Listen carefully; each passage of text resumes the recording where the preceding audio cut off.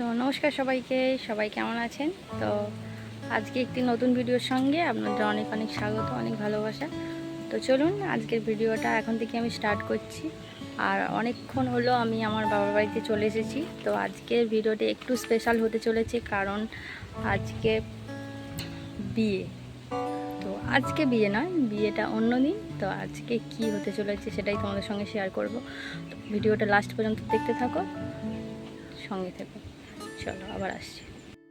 তো হ্যাঁ, আমি চলে এসেছি অনেকক্ষণ আমার বাড়িতে, বাবার বাড়িতে। তো এসে আমি ড্রেস যা পরে এসেছি মোটামুটি সব খুলে দিয়েছি। এই যে কানের টানে কিছু দেখতে পাচ্ছ না, তো চুলটা একদম ওপরে করে তুলে নিয়েছি।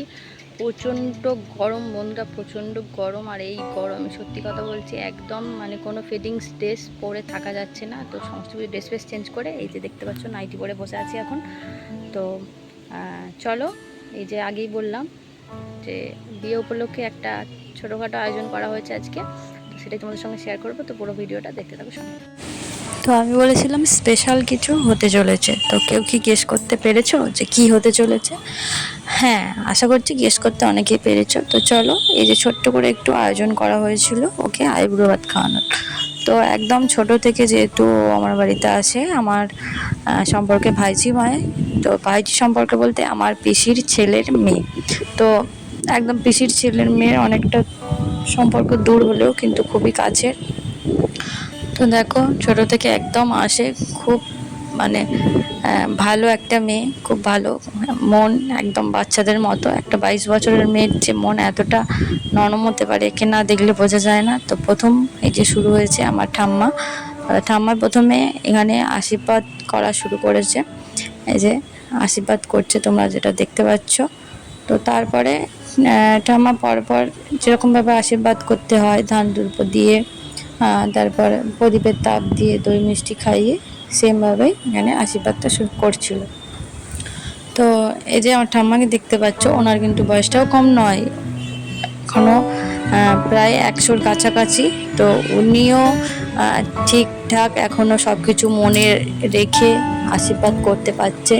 তো দেখতেই পাচ্ছ, তো এই বয়সে এতটা নিয়ে কেউ যে আশীর্বাদ করতে পারে এনাকে না দেখলে বোঝা যাবে। তো তারপরে এই যে আমার মা বসেছে আশীর্বাদ করতে। তো যতবারই আশীর্বাদ করা হয় কী হয়, আমার মা বারবার ভুলে যায় কোন হাত দিয়ে করতে হবে, নয় বাম হাত নয় ডান হাত গুলিয়ে ফেলে। তো সেরকমই মা আশীর্বাদ করছিল। আর এদিকে শঙ্খ বাজানো শাঁখ বাজানো, উলু দেওয়া, এগুলো তো চলছিল। তো সেগুলো আমি মিউট করে রেখেছি, কারণ প্রচণ্ড চেঁচামেচি তো হচ্ছিলো, সবাই মিলে একসঙ্গে কথাবার্তা হচ্ছিলো, তো কথাগুলো ঠিকঠাক বোঝাও যাবে না। তাই জন্য আমি এগুলো মিউট করে রেখেছি। আর এই যে দেখতে পাচ্ছ মাও একটুখানি দই খাইয়ে দিচ্ছে। আর হ্যাঁ, আর একটা কথা, এই যে পাশের জন দেখতে পাচ্ছ মিষ্টি দেওয়ার সঙ্গে সঙ্গে ফেলে দিল। ওনার মুখে তো কিছুই ভালো লাগে না, ওনার কিছুই ভালো লাগে না, কোনো জিনিসই ভালো লাগে না, না বাড়ির খাবার না বাইরের খাবার, শুধু জল ভালো লাগে। যাই হোক, পরপর যতজন আশীর্বাদ করেছে, আশীর্বাদ করার সময় যে টাকাগুলো ওখানে দিচ্ছিল, তো একে যতটা দিতে হয়েছে ওকেও দিতে হয়েছে, ওকেও দিতে হবে, ওকেও আশীর্বাদ করতে হবে, ওকেও খাওয়াতে হবে। পুরো একে যা করতে হয়েছে ওকেও করতে হয়েছে। আর সেম হয়েছিল আমার বিয়ের সময়। আমার যা যা নিয়ম কারণ করেছিল সেম ওকেও করতে হয়েছিল, নাহলে ওর কান্নাকাটি শুরু। তো আমি যেহেতু মেয়ে, আমার নিৎকরণের নিশ্চয়ই মেয়েই হবে। তো ও ছেলে না, ও ও ও বসবে, অন্য মেয়েকে নিৎকরণ করলে হবে না, ও বসবে। তো ওকেও বসানো হয়েছিল। তো দেখতে পাচ্ছ আমার ওটা আশীর্বাদ করলো জেঠিমা। তো জেঠিমা করার পর এই যে আমি করে নিচ্ছি, দেখতেই পাচ্ছ। আশীর্বাদ করলাম। তো ওর থেকে আমি 1-2 বছরের বড়, বেশি বড় নয়।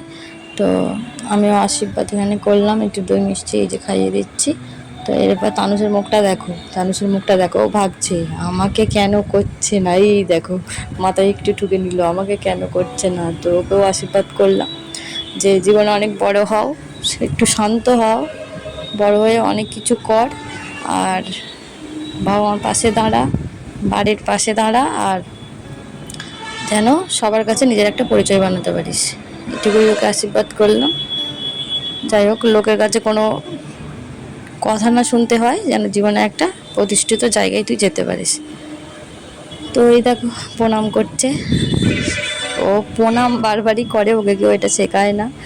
এই দিক থেকে ও কিন্তু একদম ওস্তাদ, ও কিন্তু ভালোই জানে কাকে কি করতে হয়। তারপরে এই যে আশীর্বাদ করছে আমার দিদি। তো সত্যি কথা, সকাল থেকে ওরা অনেক রান্না বান্না করেছে, আমি তো গেলাম প্রায় 1টার সময়, তো আমি গিয়ে কিছুই সেরকম করতে পারিনি। আর গরমে সত্যি কথা এখান থেকেও তো টুকিটাকি বাড়ির কাজ করে গিয়েছিলাম, গিয়ে আর কিছুই ভালো লাগছিল না। তো এদিকে আমার মা খাবার সাজানো রেডি করে দিয়েছে, খাবার ফাবার মানে রেডি করছে।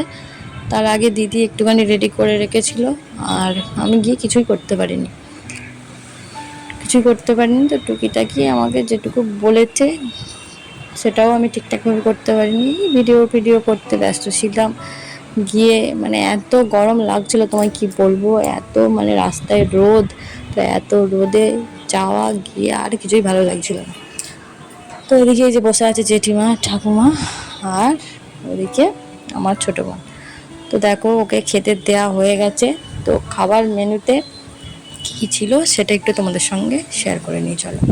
তো এখানে রয়েছে একদম সিম্পল একটা খাবার, যেমন সাদা ভাত, আর এদিকে রয়েছে শাক ভাজা, আলু ভাজা, পটল ভাজা, ওগুলোর মধ্যে ছিল পোস্ত ছড়ানো, আর এদিকে রয়েছে মাছ ভাজা, স্যালাড, আর পাতে দিয়ে দিয়েছে পাঁপড় দেখতে পাচ্ছ, আর ওদিকে রয়েছে চাটনি, ছিল মুগের ডাল, চিকেন, আর আর কিছু ছিল কি, আর না আর কিছু ছিল না, হ্যাঁ পায়েস ছিল। তো এরকমই একটা সাদামাটা খাবার হয়েছিল, আর কোনো সেরকমভাবে রেসিপি এক্সট্রা করে বাড়ায়নি। আর এদিকে দেখো তানুষকেও কিন্তু সেমভাবে অন্য থালায় করে সাজিয়ে গুছিয়ে খেতে দিয়ে হয়েছে। তারপরে তানুষ আমার বরের কাছে গিয়ে বর যখন খায় কি করছে সেটা একটু দেখে নেয়। তো প্যান্টটা তো খুব সুন্দর, কিরে খুব সুন্দর প্যান্ট। তুই আবার পায়ে আলতা পড়েছিস কেন? বিয়ে করবি? আর কি খাচ্ছিস এখন? মেয়ে দেখেছিস? কিরে মেয়ে, কবিতাকে বিয়ে করবি? হ্যাঁ, ও তোকে কোলে নিয়ে ঘুরবে তাই তো? সো তোমরা দেখতে পেলে আজকে আমার দুপুরটা কেমন দারুণ কাটলো। ব্যাপার। তো চলো আজকের মতো ভিডিওটা এখানেই শেষ করছি, দেখা হবে নেক্সট কোনো ভিডিও নিয়ে। তো টাটা, সবাই সুস্থ থেকো, ভালো থেকো।